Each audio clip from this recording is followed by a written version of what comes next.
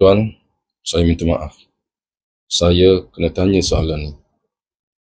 Kalau besok Tuan tak boleh kerja, polisi 100K yang Tuan ada tu, rasa-rasanya cukup tak untuk tanggung segala komitmen yang Tuan ada hari ini?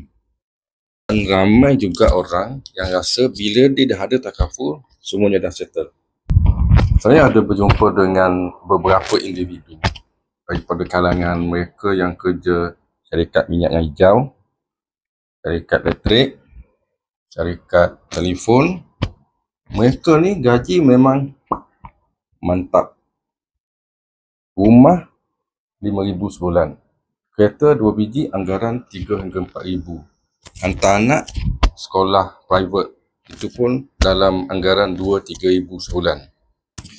Tapi bila saya audit balik, polisi mereka 100,000 K. Itu pun yang dia ambil masa dia bujang dulu.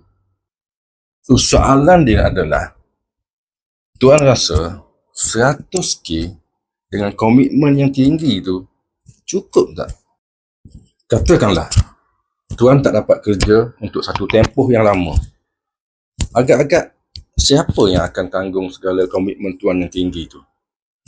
Rumah, kereta, belanja sekolah anak, keperluan rumah, bil.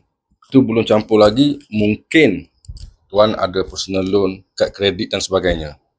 Tapi kalau Tuan rasa tak pasti, saya suggest Tuan untuk cek semula pelindungan Tuan tu sama ada cukup tak dengan komitmen yang Tuan ada hari ini. Tapi kalau Tuan lost, tak tahu macam mana nak mula, boleh PM saya untuk saya review dan kita rancang semula pelindungan Tuan sekeluarga. Yang penting, Tuan buat keputusan berdasarkan hari ini, bukan semalam. Dan jangan melangkah di dalam gelap.